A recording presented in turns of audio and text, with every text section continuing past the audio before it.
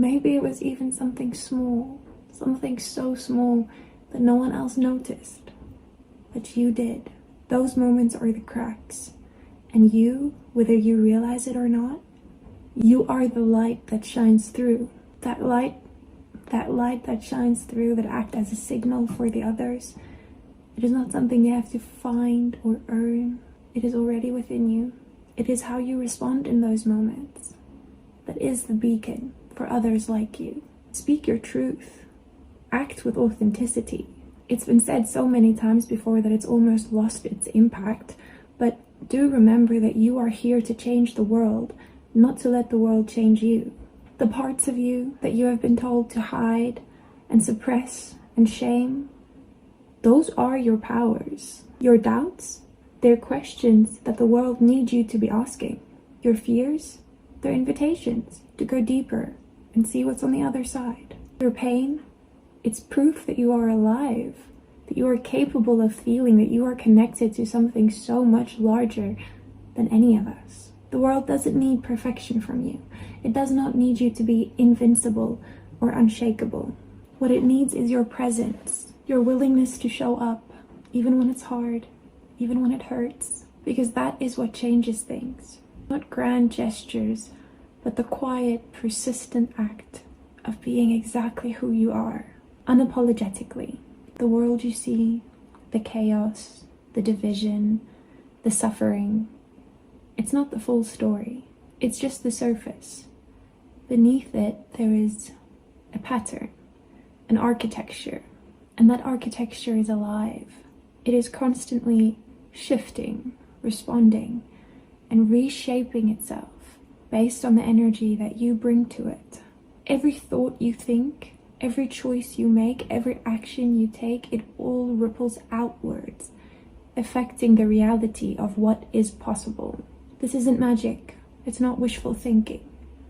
It's physics, cause and effect, resonance. When you see the world differently, the world itself begins to change. Not all at once and not always in ways that are obvious, but slowly, steadily, the fabric of reality starts to reweave itself around your energy. And that's why your presence matters, why your perspective matters. Because you are a part of this living architecture, and what you do sends out ripples that reaches so much further than you can ever see. This does not mean that you need to do everything. You don't have to carry the weight of the world on your shoulders. You are not here to heal every wound or to solve every problem. You are here to tend to the thing that you cannot stop thinking about, the thing that keeps calling to you even when it feels impossible or completely out of reach. It's that dream that scares you because it feels too big, too strange, or too different. That is your peace, and no one else can tend to it the way that you can. And apparently the ripple effect is really having some success in a not so pleasant way for your adversary. They're complaining that things are upside down. So apparently they got flipped. They're discussing your serpent energy, which is a very, very powerful life force.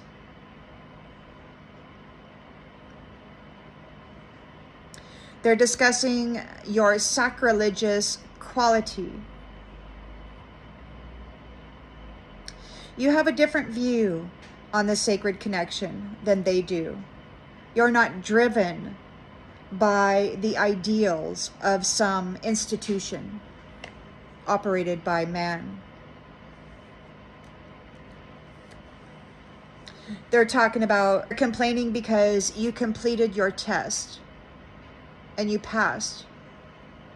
And some people say that you passed with flying colors, and that was a long time ago. So in the last couple of years, you've just gained even more. They're discussing heart attacks. So they've been sending out heart attack magic, trying to affect you in a negative way, and it's like it's backfiring on them or something. It's like people around them are starting to have heart attacks. Fucking horror movie. They should make movies off of what these individuals are experiencing. Or maybe they have. Maybe there are representations out there of what happens when you play with demonic shit you don't understand and can't control. So it's like the dead recognize you as the one providing sanctuary.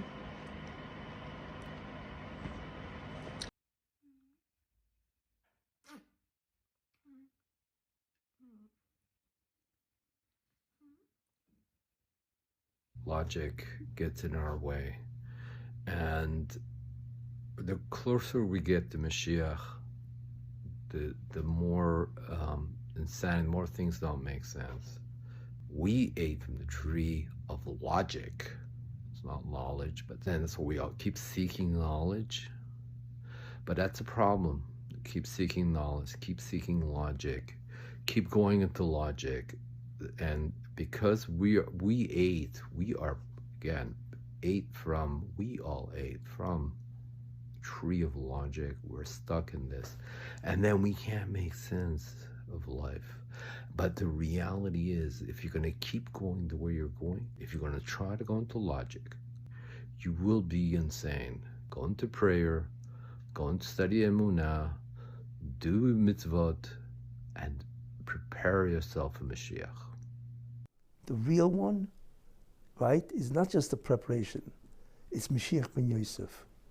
Who is Mashiach ben Yosef? Well, the Torah gives you a hint in that sense, where the brothers, the whole story of Yosef and his brothers, Yosef looks at them and says, Ani Yosef, I am Yosef. And they were shocked. That means that the Mashiach ben Yosef is a person that you would never think is a Mashiach. And that was the revelation of Yosef HaTzadik, when he said, I am Yosef. And that will happen in the Aschalta de Gula, you see. The more you stay in logic, the more you're going to become crazy. It is not the loud bark of logic. It is something feral, something raw. With what had happened to you, the catalyst to your awakening, the catalyst to your ascension, one of the biggest tower moments of your life. Do you remember who you are? Not who they have taught you to be. The one who was there before it all. Before the names, before the labels. And only the strongest will survive. And you did. But you were rebirthed anew. You were brought forth as this divine being. It just unlocked the most divine version of. And that's what these individuals are terrified of, is the version that had access to this destiny. They celebrated false riches. Because you are not just one person. You are an echo, a ripple, a continuation of everything that has ever dreamed that something more is possible. And the world is listening. Now it's your turn. This video is for you. You who have tasted the bitter edge of knowing too much. They have tried to bury it, this you, not out of malice, but out of fear. Because this world fears what it cannot control. And you, as you were, as you truly are uncontrollable. But you felt it, haven't you? You're going to be leaving such a big legacy. You have been aware of this, and you have been keeping this in mind with the decisions that you make and the way you move through life. You are going to leave behind such a honestly inspiring legacy. Like, generations to come, they're going to know about you and what you did, not just for yourself, but for them. Really big, like fighting on a different level, man. Like fighting in, I don't know if it's different timelines that you're fighting in at the same time, whether you're fighting in different realms. I don't know, man, but heavy. You've been doing heavy fighting. And belief is what is your superpower. You believing in something, anything, is what brings it into creation. I want to explain the difference between a Jew and a Yisrael. A Yisrael is anybody that can do the tikkun. That means that anybody who has that kind of a soul that's connected to all the upper worlds, that any of his actions, whether it be speaking, thinking, or doing, that they can bring the presence in and out of creation. In other words, it is an individual that actually has control over the presence of God in the universe. In other words, God subjugates his presence or absence to the actions of this individual. That individual is Yisrael. He's not Jewish, he's mankind. Like I say, there's a difference between the concept of Yisrael and the concept of Yehudi. Yehudi only came later. The concept of Judaism or Jewish person doing the tikkun only starts from the concept of Avram Avinu. But before that, everybody is Yisrael, you see, because they all could do the tikkun. And what the Moshe wanted is that these neshamas, which were very high, you should know, that they should be able to do the tikkun, restore Adam and mankind before the chet, and then they could proceed higher and higher to gain entry into, of course, Olam Haba, which is the future world, and so on. So that's what we were standing so far, and that's what he did. He gave them that ability. So we see, therefore, that there is no such thing as Jew or Hebrew, which is a more accurate term, and so on, you see. It's just mankind, which makes sense, because that's what's fair. When God created man, he didn't create a Jew, right? He created a man, right? So the question, of course, is, what man? And the answer is, that's Yisrael. Adam Rishon is Yisrael, but not a Yehudi. A very important distinction, because he can do tikkun. He can influence the presence or absence of the divine presence, the Shekhinah. Adam Rishon is Yisrael. In other words, the Mashiach ben David and Mashiach ben Yosef, who are they spiritually? How do we understand it? That they get this Yechidah. This is the next idea we have to understand. Everything I'm telling you is necessary to understand what goes on with Yerovim and Shlomo Melech and Dover Melech and so on. Important to understand is that the neshama of the individual who gets the neshama of the Mashiach, we're now talking about two things now. The neshama of the individual who gets the neshama of the Mashiach, which is the Yechidah, right? That means there's an individual who gets the Yechidah, but his neshama is different than the Yechidah. It's not the Yechidah. It's a specific individual spiritually, which I'll go into. He is called the Keli, the vessel on which the Yechidah goes on. In other words, it's like an individual, and he's crowned, and the crown happens to be the Yechidah of Adam Rishon. So the question is, who are these individuals in a Ruchnistige understanding who get the Yechidah of Adam Rishon? Now, they are called the Kelim, the Keli, the vessel which contains the Yechidah. It's called also the individuals, or the... When I talk now about the Mashiach, I talk about both, Ben David and Ben Yosef. And I'm going to explain why they called Ben Yosef, why Ben David, why don't we call Mashiach Ben Yehuda. I'm going to go into all these fundamental understanding of what's going on in the spiritual beings of the Mashiach. And then we'll go back into reality in the sense of this world, and we'll see again into Jewish history, where was the next attempt of the Mashiach to appear. And as I had mentioned previously, the Yechidah then split into two parts. One would be destined to go on to the Mashiach ben Yosef, and the other part would go on to the Mashiach ben David. It's a split. So therefore, both would be crowned literally kings. Both are kings. As it says in Nach, and they shall be as one in your hands. It's referring to the Mashiach ben Yosef and Mashiach ben David. That both are kings because both get the Yechidah. It splits. And I had mentioned previously why there has to be a Mashiach ben Yosef and why there has to be a Mashiach ben David. That neshama is the Keli that accepts or receives the Yechidah of Adam, and therefore he becomes Mashiach. They are vehicles which contain or carry the Yechidah. Adam Rishon is Yisrael. They've watched you.